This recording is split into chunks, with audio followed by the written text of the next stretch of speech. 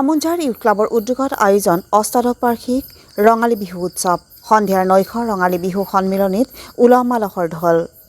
বামুণঝাৰ youth ক্লাবৰ উদ্যোগত এইবাৰ আয়োজন কৰা হৈছে অষ্টাদশ বাৰ্ষিক ৰঙালী বিহু সন্মিলনী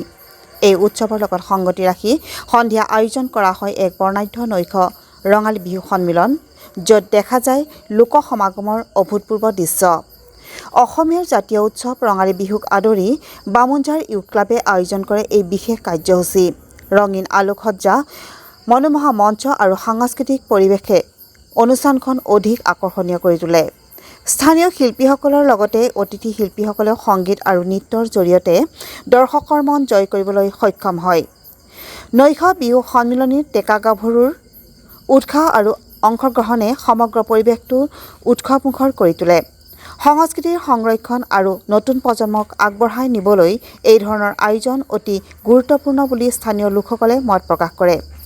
এইদৰে আনন্দ উলাহৰ মাজতে বামুণঝাৰ অঞ্চলত উদযাপন কৰা হৈছে ৰঙালী বিহুৰ এই বৃহৎ আয়োজন news desk report AIN live Bamunjhar youth ক্লাবৰ উদ্যোগত আয়োজিত অষ্টাদশ বাৰ্ষিক ৰঙালী বিহু উৎসৱৰ লগত সংগতি ৰাখি আমাৰ সন্ধিয়াৰ নৈশ ৰঙালী বিহু সন্মিলনীখনে বাবে আমাৰ অসমৰ বিভিন্ন ঠাইৰ পৰা আহি